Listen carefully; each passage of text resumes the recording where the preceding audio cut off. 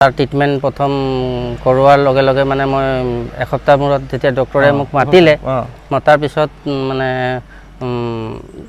কিছুমান টেষ্ট কৰিবলৈ দিলে টেষ্ট কৰাৰ পিছত মই যেতিয়া এখন খুব ডাঙৰ হস্পিটেল নেকি যিখন নহয় ক্লিনিক হয় একচুৱেলি ক্লিনিক হয় এখন মানে ডাঙৰ কোনো হস্পিটেল নহয় চিকিৎসক বা ডাঙৰ হেৰি নহয় এখন ক্লিনিকত আপোনাৰ চিকিৎসা ক্লিনিক হয় তেখেতে নিজে কিছুমান